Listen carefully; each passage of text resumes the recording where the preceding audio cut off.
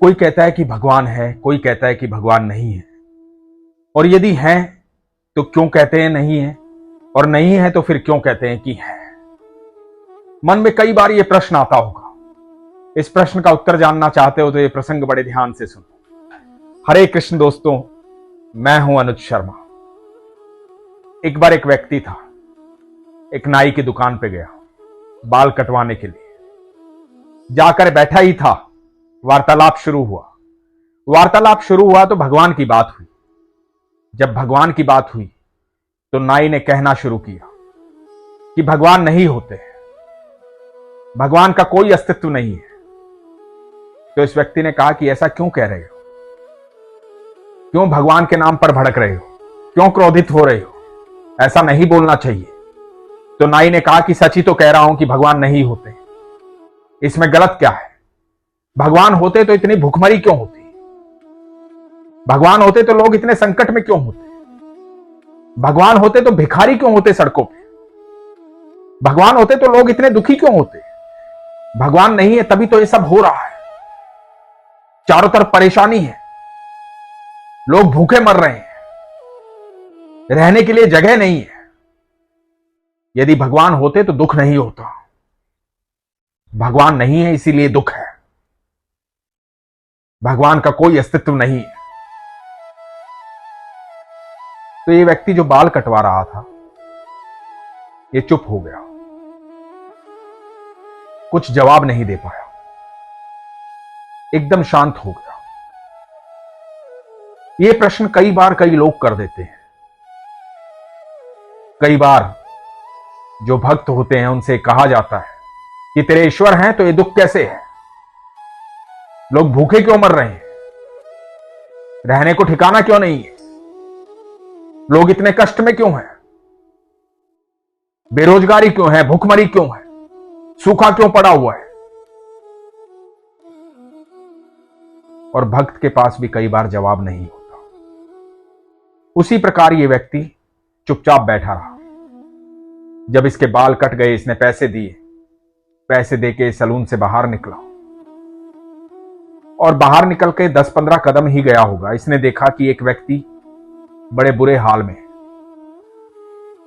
दाढ़ी बढ़ी हुई है, लंबे लंबे बाल हैं, एकदम अव्यवस्थित दाढ़ी है। गौर से उसको देखा। उसको देखने के बाद वापस सैलून में गया और जाके उस नाई से कहा कि सुनो, नाई भी नहीं होते हैं। तो उस नाई ने कहा कि ये क्या कह रहे हो। बोला सच ही कह रहा हूं कि नाई भी नहीं होते हैं। तो नाई ने कहा मैं तो हूं, मैं तो यही हूं, मेरा सैलून है, सब जानते हैं मैं यहां पे हूं, तो तुम कैसे कह रहे हो कि मैं नहीं हूं। तो उस व्यक्ति ने कहा कि बाहर देखो। उस व्यक्ति की दाढ़ी बढ़ी हुई है, बाल बड़े हुए हैं, अव्यवस्थित है। यदि नाई होते तो वो व्यवस्थित होता, उसकी दाढ़ी उसके बाल बिल्कुल ठीक ठाक कटे होते, सुंदर दिख रहा होता। नाई नहीं होते, नाई नहीं है। तो नाई ने कहा कि नहीं, ऐसी बात नहीं है, मैंने तुम्हारे भी तो बाल काटे, क्योंकि तुम मेरे पास आए थे, इसलिए मैंने तुम्हारे बाल काटे। यदि वो व्यक्ति भी मेरे पास आता तो मैं उसके भी बाल काटता, उसकी भी दाढ़ी बनाता। लेकिन जब तक वो मेरे पास नहीं आएगा, मेरे सैलून में नहीं आएगा, मुझसे आकर के कहेगा नहीं कि मेरे बाल बना दो, मेरी दाढ़ी बना दो, तो मैं कैसे बनाऊंगा, कैसे करूंगा। तो ये व्यक्ति मुस्कुराया। ये व्यक्ति कहा कि यही तो तुम्हें कहना चाहता हूं, जब तक तुम भगवान के पास जाओगे नहीं, उस पर विश्वास नहीं रखोगे, अपनी बातें उससे नहीं कहोगे, उससे बातें नहीं करोगे, उससे प्रेम नहीं करोगे, उसके अस्तित्व में विश्वास नहीं रखोगे, ये नहीं मानोगे कि वो है, तब तक कैसे तुम्हारे दुख दूर होंगे। यदि अपने दुख दूर करना चाहते हो तो उसकी शरण में जाओ, उसे जाकर कहो प्रभु मेरी ये तकलीफ है, मेरा ये दुख है, इसे दूर करो। जब उसके शरण में जाओगे, उससे बातें करोगे, उससे प्रेम करोगे, अपना भाव उसके सामने प्रकट करोगे तो जीवन के सारे दुख दूर हो जाएंगे।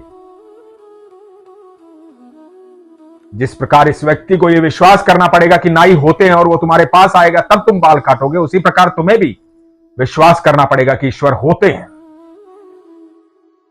और जो भी ईश्वर पर विश्वास करता है, जो भी अपने भाव उसके सामने प्रकट करता है, जो भी अपनी बातें उनसे कहता है, उसके जीवन में कभी दुख तकलीफ नहीं होते। ईश्वर को जब भी देखा होगा मुस्कुराते हुए देखा होगा। वो अपनी मुस्कुराहट हम सबको देना चाहते हैं, लेकिन उसके लिए हमें उनके पास जाना पड़ेगा, उनसे बातें करनी पड़ेगी, उन पर विश्वास करना पड़ेगा।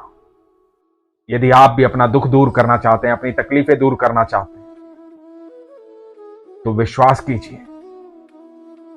जो विश्वास करता है उसे ईश्वर की अनुभूति होती है, उसे ईश्वर दिखाई देते हैं। उसे पता होता है कि मेरे ठाकुर हैं और वो मेरी हर बात सुन रहे हैं। जिसका विश्वास नहीं होता, जो उसे जानता ही नहीं, उसे मानता ही नहीं, उसे कैसे पता होगा कि सब दुखों का निवारण कैसे हो सकता है? उसे कैसे पता होगा कि चेहरे पर मुस्कुराहट कैसे आ सकती है? यदि आप चाहते हो आपके चेहरे पर हमेशा मुस्कुराहट रहे तो विश्वास कीजिए। इसीलिए हमेशा कहता हूं, अपने विश्वास को मजबूत रखिए, अपना ख्याल रखिए। हरे कृष्ण।